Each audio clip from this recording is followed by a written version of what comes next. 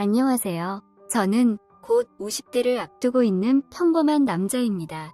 어릴 때부터 이 나이가 될 때까지 살아오면서 그다지 큰 잘못을 한 것도 없고 늘 평범하게 살아왔다고 생각하는데요.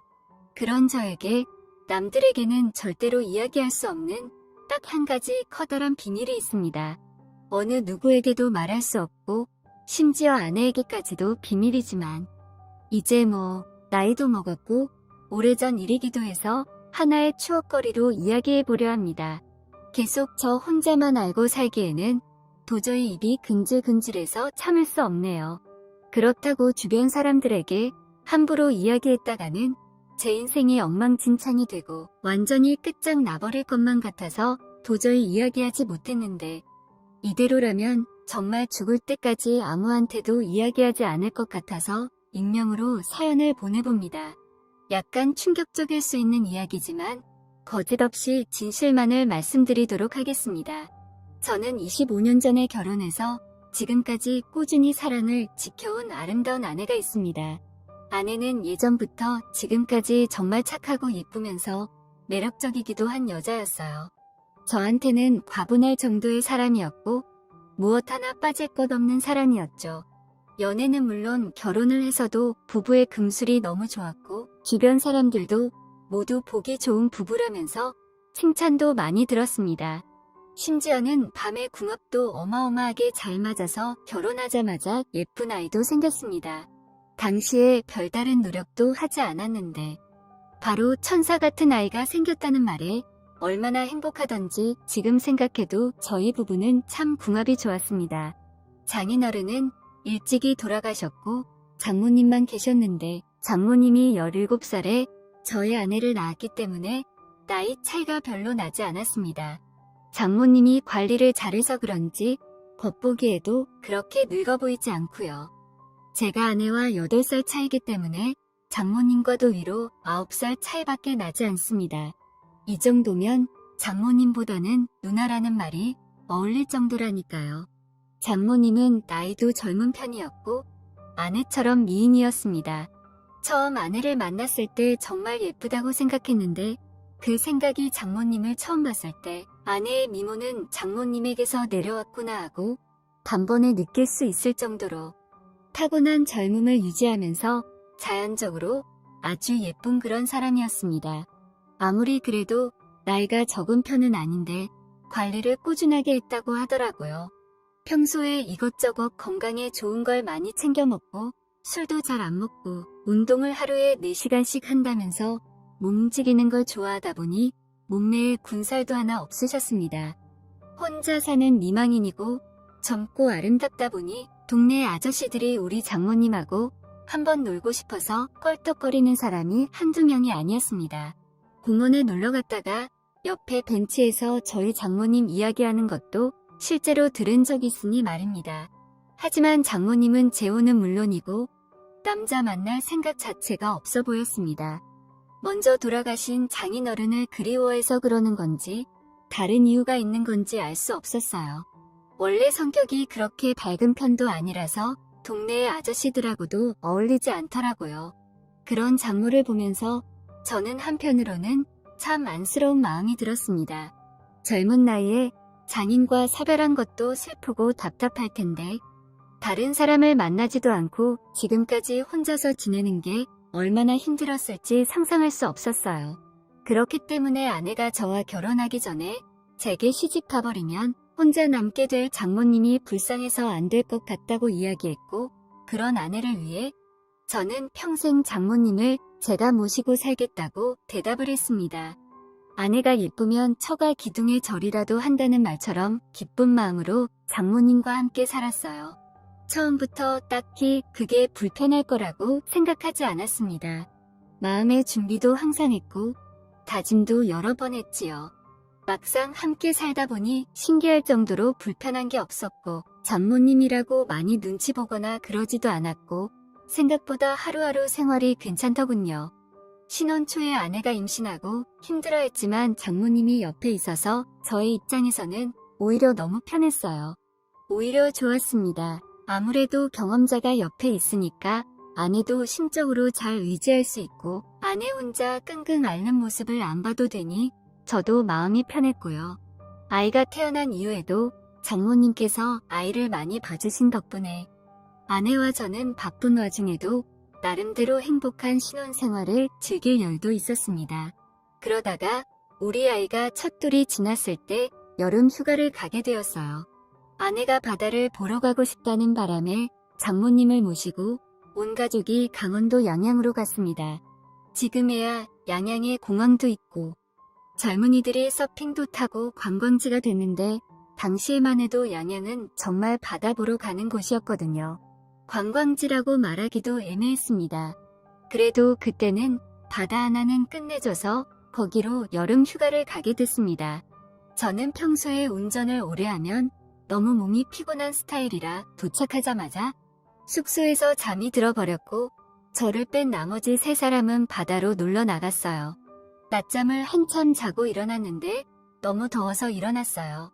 에어컨을 강하게 틀고 화장실도 갔다가 목이 말라서 물 한 잔 마시기 위해 주방 쪽으로 갔습니다. 어차피 다른 사람들은 전부 바닷가에 놀러 갔기 때문에 저는 우통을 다 벗은 상태였어요. 비몽사몽하며 물을 마시려고 주방으로 걸어갔는데 제 아내가 냉장고를 정리하고 있는지 쪼그려 앉아서 숙소 냉장고를 뒤적거리고 있었습니다. 평소 제 아내가 즐겨 입었던 티셔츠와 치마였기 때문에 저는 아무런 의심 없이 제 아내라고 생각하고 뒤에서 끌어안았어요. 아내가 몸매가 정말 예쁜데 그 중에서도 뒤태가 가장 예술이었습니다.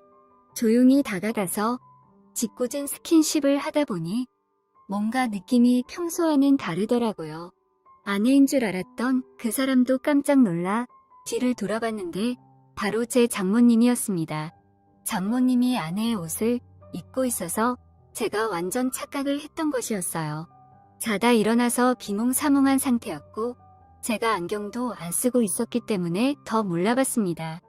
저도 놀라고 장모님도 놀라서 바로 방으로 뛰어들어가 옷을 제대로 입고 안경을 쓰고 나왔습니다. 정신이 번쩍 들고 나니 장모님께 너무 죄송해서 미안하다고 사과를 드렸어요.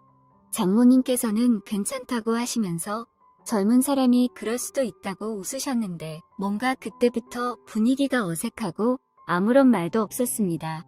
한참 서로 눈치만 보고 어색한 와중이었는데 제가 뭔가를 쓴 건지 그날따라 평소보다 장모가 매력적으로 보이더라고요.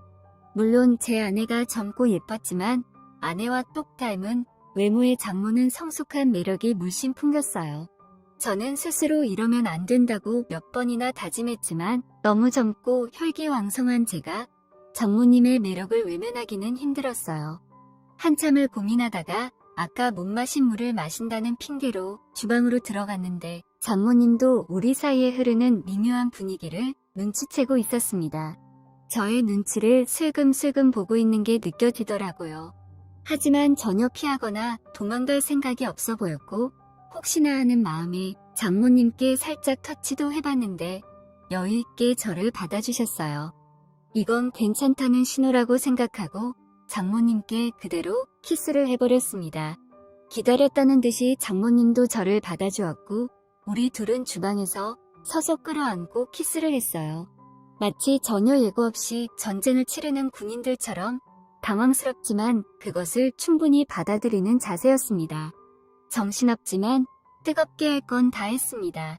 그리고 마치 미래의 제 아내와 키스하는 듯한 기분이 들더라고요. 그건 겨우 시작에 불과했고 그 뒤로 아내의 눈을 피해 장모와 사랑을 나눴습니다. 정확하게 이야기하면 제가 사랑하는 사람은 오직 아내뿐이었고 장모님에게 느낀 감정은 호기심과 더 많은 자극뿐이었어요. 제 아내와 비슷하지만 또 한편으로는 제 아내와 다른 그런 게 있습니다. 아주 짜릿하고 묘한 감정이었습니다. 하지만 같은 집에 사는 사람끼리 불꽃이 튀기 시작하자 멈출 수가 없었습니다. 강원도 휴양지에서 시작된 우리들의 분류는 그 뒤로도 거의 5년 가까이 이어졌고 제 아내가 둘째를 낳고 저도 나이가 들어 슬슬 체력이 떨어질 때쯤이 돼서야 간신히 우리 둘 다 정신을 차릴 수 있었어요. 저와 장모는 더 이상 이렇게 살다가는 가정이 파탄나고 말 거라는 걸 직감적으로 느낄 수 있었고 너무 늦지 않게 서로 간의 감정을 정리하기로 했습니다. 아내에게는 미안하지만 그때도 지금도 전혀 눈치 못 채고 있어요. 장모는 신기하게도 아내와 닮은 구석이 너무 많았습니다.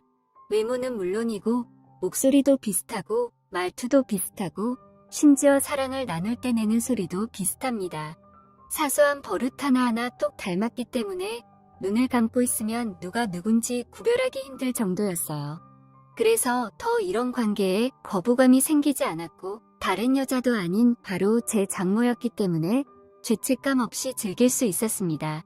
하지만 뭔가 묘한 이상한 기분은 계속 들었습니다. 지금은 마지막으로 장모와 사랑을 나눈 지 10년도 더 시간이 지나버렸고 제 장모님은 몇 년 전 지병을 앓다가 먼저 돌아가셨습니다.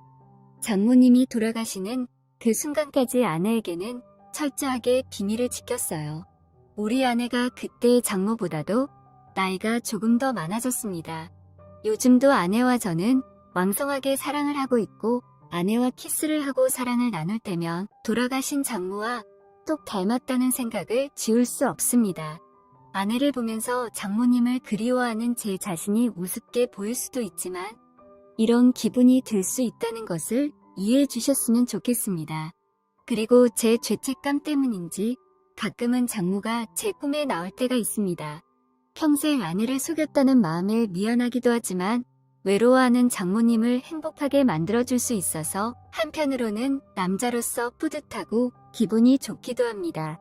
하지만 아내가 이 모든 사실을 알게 되면 받게 될 충격이 너무나 두려워서 저는 도저히 아내에게 사실대로 이야기할 수 없습니다.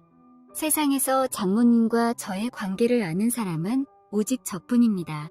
제가 죽는 날까지 아내에게는 비밀로 할 것이고 미안한 마음만큼 더 사랑해주겠습니다. 2명을 사랑했던 제 마음은 이제 온전히 제 아내 것입니다. 제 이야기를 들으신 분들은 막장 집안이라 생각하겠지만 적어도 저는 밖에서 다른 여자를 만나서 바람을 피우는 놈들보다는 제가 낫다고 생각해요. 끝까지 비밀 잘 지키고 행복한 결혼 생활을 할 것입니다.